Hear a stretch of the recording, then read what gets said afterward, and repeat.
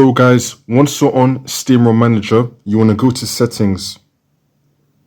And now once you're on settings, you want to change the theme right here. It's going to be saying Emudeck select theme. You want to change it to classic.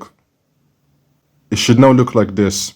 And now once you're on this, you want to find the game that you want to un-exclude. So you could either scroll down and find the game that way, or you could search for the game. So if you click right here where it says search exceptions and then click on X on the Steam Deck, now you want to type in the game. So let me type in the game.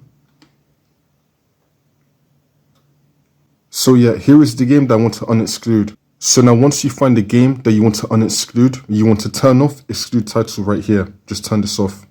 You want to repeat this for all the games that you want to un-exclude. And now once you've un-excluded your games, which means that this has now been turned off, now you want to click on save. If you want to change the theme back to normal, then we're going to go to settings. And now we're going to select the theme. We're going to make it Emudeck. It should now look like this. And now you want to select add games. And then click on pass. And it should now be showing your game that you un-excluded. If not, then click on refresh. And it should now be showing. You can now change the cover art. And now you want to click on save to Steam. I recommend clicking on save to Steam at least 2 or 3 times, just to make sure it's been really saved. And now once that's been saved to Steam, we can now close out of this. We can now go back to gaming mode. And now once you're on gaming mode, your game should be showing here. If it's not showing, then we're going to go up.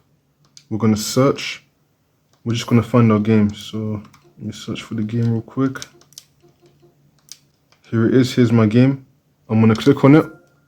I'm going to play it real quick. As it's loading up, I'm just going to go back. I'm going to exit the game, go back to the main menu. And now since you loaded up the game, we can now go back and it should be appearing here now. That's how you do it.